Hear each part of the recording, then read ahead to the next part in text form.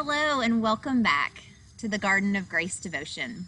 I am Pastor Katie and I'm one of the pastors at Trinity Lutheran in Lilburn, Georgia.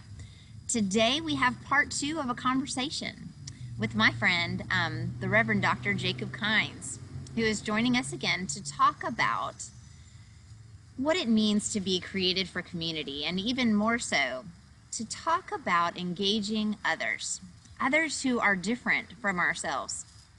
Last week, in part 1, we ended our conversation by asking, when was the last time that you sat down with someone who was quite different from you and had a conversation? And today, Jacob is going to share with us 2 different situations, where one that went quite well and one that did not go so well. And I think we're going to start with the one that didn't go so well. As you think about engaging people that are different than you, I want you to think about that as you listen to these 2 stories and see what your thoughts on some of the differences are, and see if there are things that you can take into your life that will help you in engaging others who are different from you. So, welcome back to the Garden of Grace, Jacob. It's good to have you again. It's good to be with you. And remind me of the name of your church in Washington, North Carolina. It's First Christian Church of Washington. It's Disciples of Christ. First Christian Church of Washington, Disciples of Christ. And one of the gifts right now of this technology experience is that if you'd like to, you can certainly listen to some of his sermons there and such if you'd like to go further. So for today, tell me, Jacob, about a time when you entered into a conversation with somebody else and it did not go awesome. I will give you just a brief context of how that conversation happened. I, early on in my Christian walk, talked about God is love, God is love, God is love. Just that, if anybody asked me about God, God is love.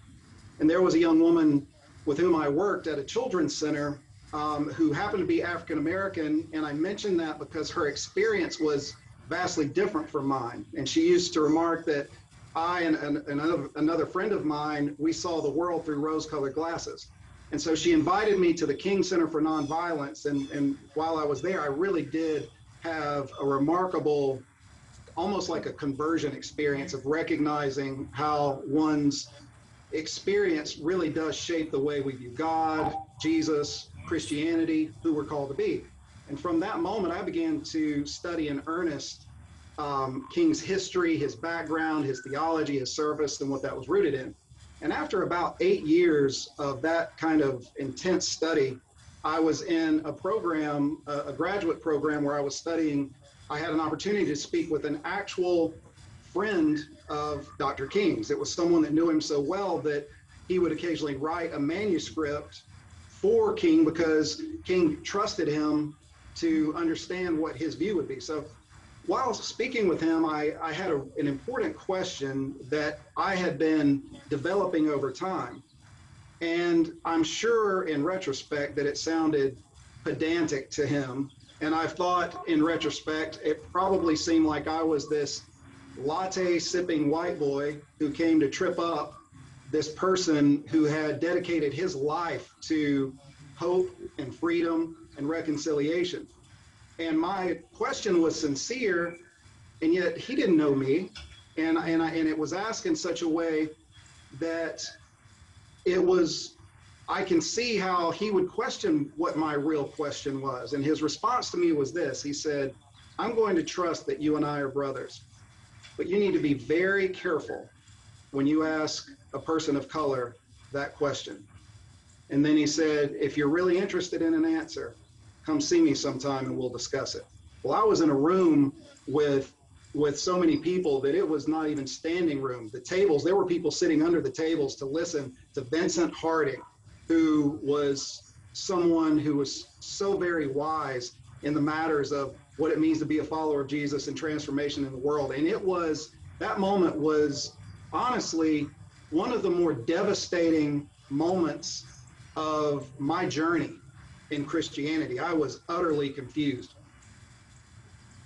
I was fortunate that I found myself a couple of weeks later thinking, here I moved my family from Atlanta. We're living in an apartment where Bullets have gone through other people's walls. And I said right out loud, I was driving and I said right out loud, I don't have to do this anymore. And those words echoed back to me. And it was in that moment that I realized my privilege, that there are a number of people that there's no option for them. It's a struggle. They can't opt out of that struggle just because of particulars of births. But that encounter was extremely painful. I'm grateful for it in retrospect, but I would have gone about it differently had I had an opportunity now in retrospect. I would do that very differently if given another opportunity. Jacob, do you want to share what you asked him? Sure. I'd been looking at I went back to some very basic questions. What does it mean to be saved? What is salvation about? And there was a movement in the 20th century called liberation theology. And so for many people of privilege, they think salvation is primarily about forgiveness. But when we look at Hebrew scriptures, we recognize that God is a God of eternity, God is a God of history, and God is active liberating oppressed people. So the Israelites under Egyptian bondage. And so there are three broad understandings and patterns that we see in the Bible. One is forgiveness, sure. One is emancipation from any form of oppression, be it political or personal sin. Another one is estrangement, a need to have a home. And so you think about it, privileged people, they have homes. They're not suffering from political or some form of external oppression. So their emphasis is usually personal forgiveness of personal individual sin.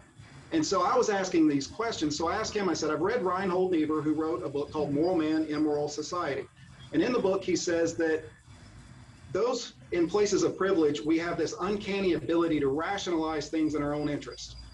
And that you can't persuade someone of privilege merely through reason that their privilege is unfair, it's unjust. But he also pointed out that people who have been adversely affected by systems of oppression, and the way he worded it was, anytime they have more to lose than their chains, they become the most ardent defenders of the status quo. In other words, they then support the system that once oppressed them if they can benefit from it now. And so I asked Dr. Harding, I said, at the end of King's life, over 70% of white Americans disapproved of his leadership because he spoke out against the war in Vietnam. And Lyndon B. Johnson was waging a war on poverty. He was responsible for a lot of legislation that was advancing the cause of the African American community. And I said, but it was also true that over 50% of the African American community disapproved of King's leadership. And so if liberation from political oppression means now being complicit in the system that once oppressed them, where has liberation taken place? And I was not trying to trip him up. I was genuinely interested, but we didn't have a relationship. And so that was what his response then was. You need to be very careful when you ask a person of color that question. He didn't know that you had wrapped your heart and your life around Martin Luther King Jr. Right. And you didn't know what you didn't know. Right. So it seems like you both looked at each other, assuming that with your own lenses, and we do this all the time. We look at each other with our own lenses, and, well, I see such and such, so this means that this person, blah, blah, blah, blah. And I look at this person, and I have these assumptions. I think what you're talking about, too, is the importance of seeking in a moment to see each other for who they are.